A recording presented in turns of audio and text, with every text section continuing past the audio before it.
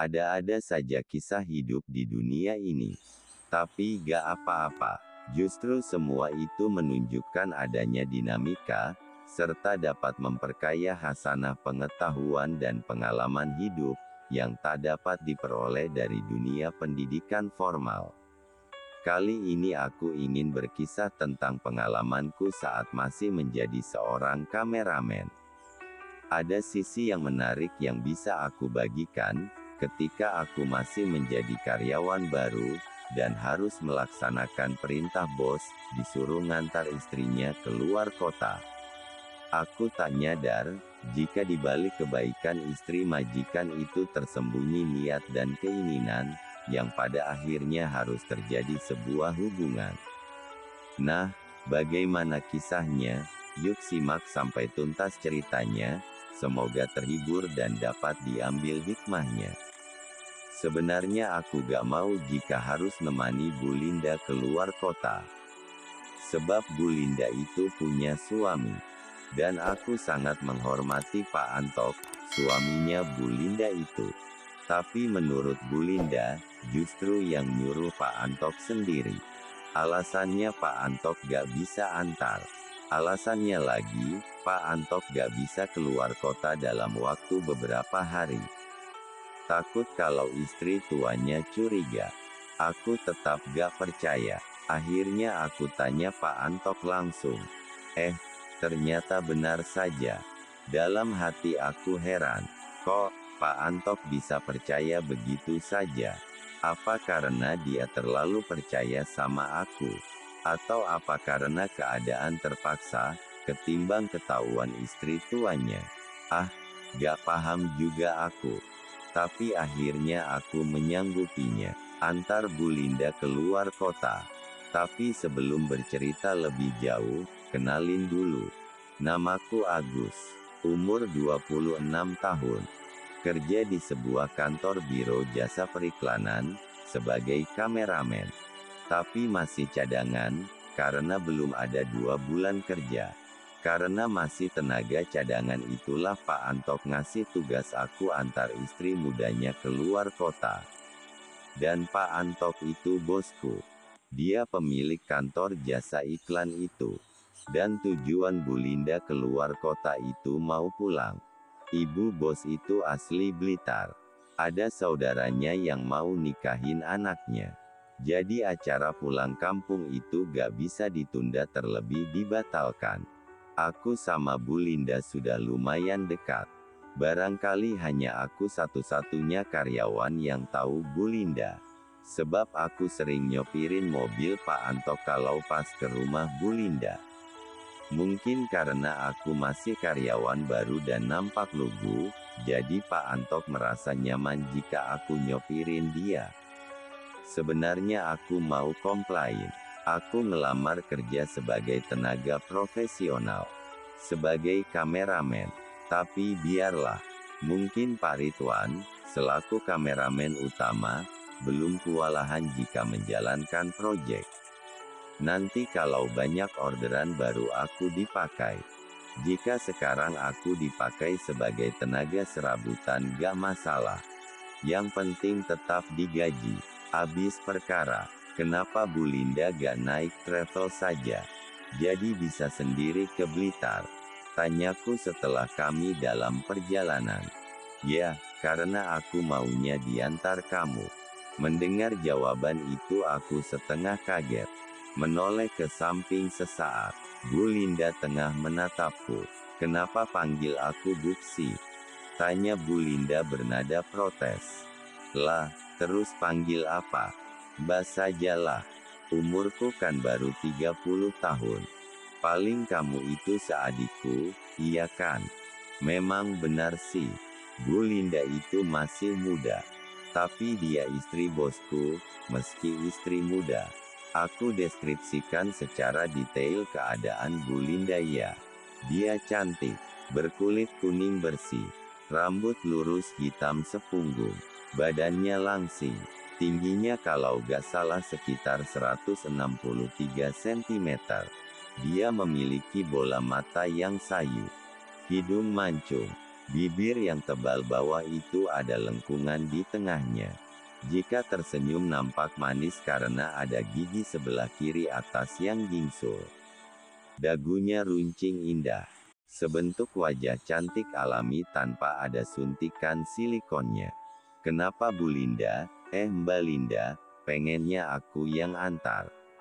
Pertanyaan yang kuucapkan setelah beberapa saat hening. Ya karena aku suka saja, kayak gitu kan jawabnya. Sambil tetap konsentrasi nyetir, keningku mengkerut. Merasa belum paham dengan jawaban Bu Linda barusan. Tapi sebelum aku mengajukan pertanyaan lagi, tiba-tiba aku tersentak kaget manakala Bu Linda meraih satu tanganku dan menggenggamnya. Aku hendak menariknya, tapi ditahan dengan memperkuat cekalan. Aku nunggu saat-saat seperti ini loh mas, kata Bu Linda, dengan masih menggenggam tanganku. Maaf mbak, aku ini cowok normal loh, kataku, sengaja bercanda untuk mengusir perasaan grogi yang menyerangku. Ya, aku harap memang normal. Kalau gak normal mana aku mau. Jadi Mbak Linda serius suka sama aku? Tanyaku dengan menatapnya tegang. Bukannya menjawab, tapi malah sudah menyandarkan kepalanya di tahuku sembari tangannya mendekap kuat lenganku. Kita harus berhenti dulu mbak, ujarku, merasa gak nyaman dengan keadaan.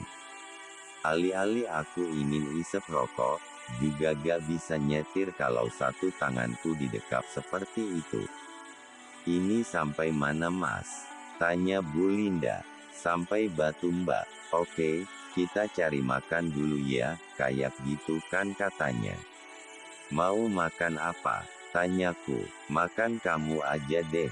Jawabnya seenaknya. Wah Sam, responku tanpa sadar.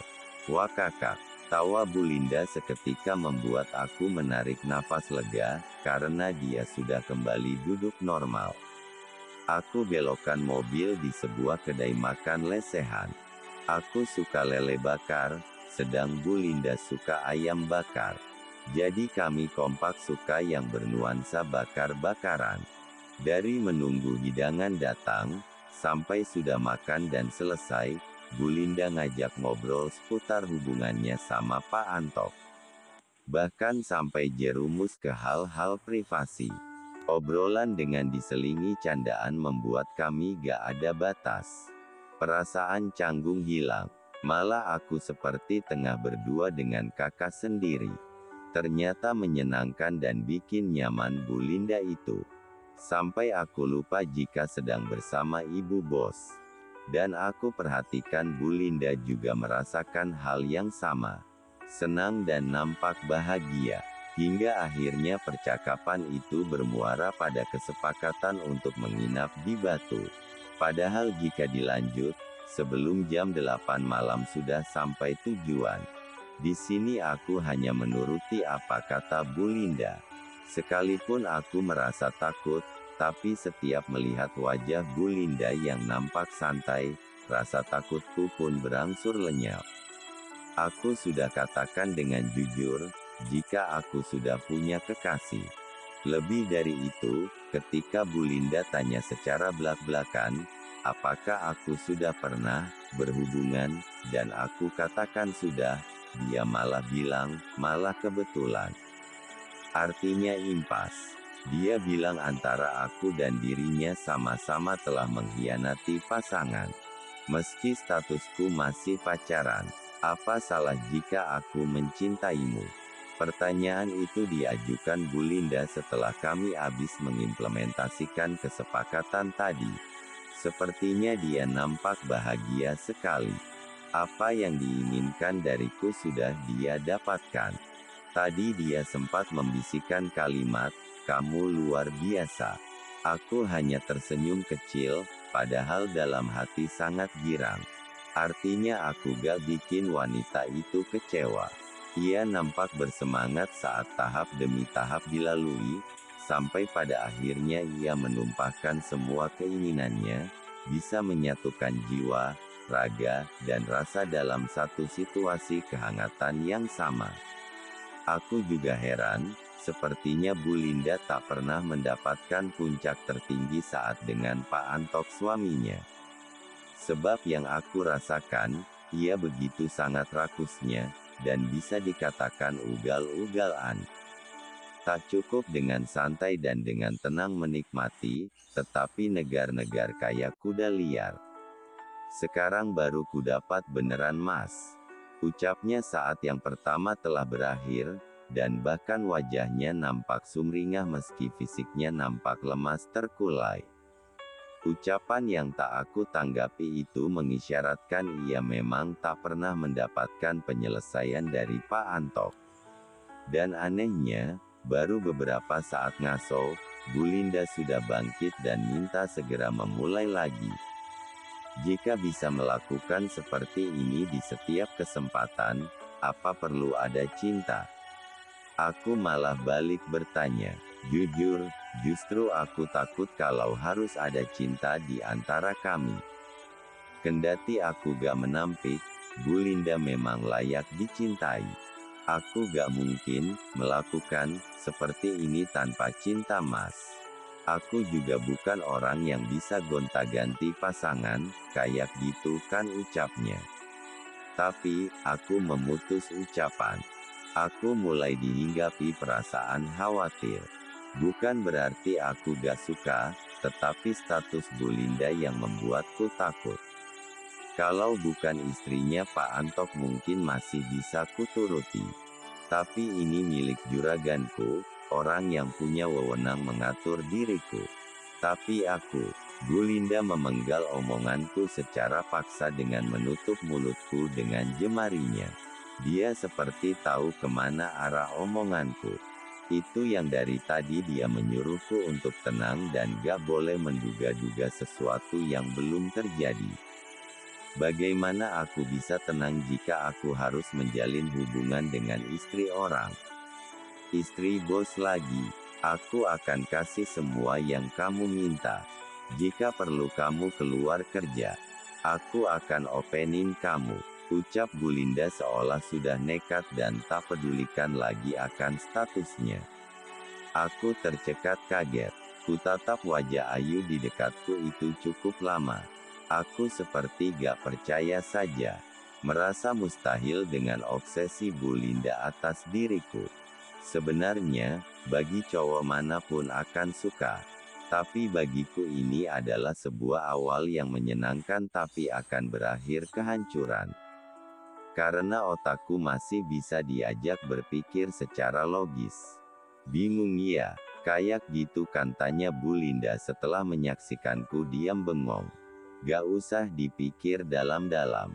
Kita jalani dan nikmati dulu, sambungnya dengan sekali mengedipkan satu matanya.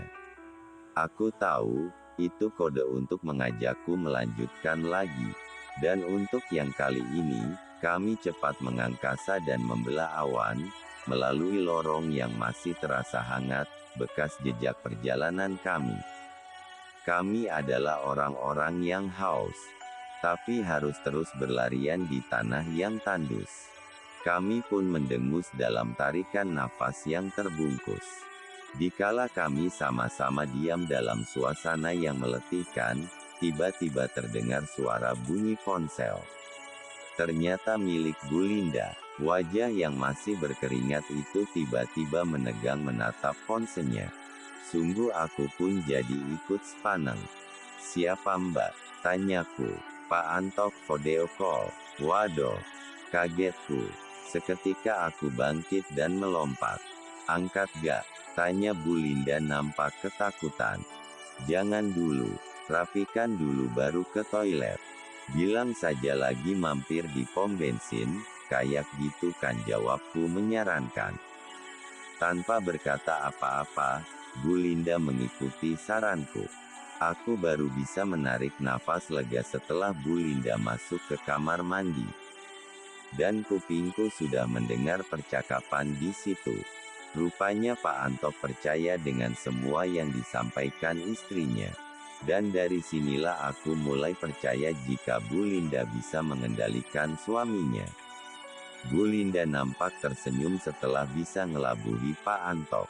Dan sebagai ungkapan kegembiraan itu ia ekspresikan dalam bentuk permintaan lagi kepadaku. Untuk ngilangin kepanikan Mas, kata Bu Linda seperti memanfaatkan kesempatan, sebelum akhirnya kami melanjutkan perjalanan. Begitulah sepenggal kisahku, semoga tak ada Bu Linda yang lain, sebab hal itu gak patut dicontoh. Setahun setelah aku bekerja ikut Pak Antok, akhirnya aku minta resign, dan aku mendirikan biro iklan sendiri, karena gak mungkin hidupku terus dalam kecemasan dan kekhawatiran, gara-gara sikap Bu Linda yang kadang gak lihat situasi, maunya minta terus. Selesai dan terima kasih.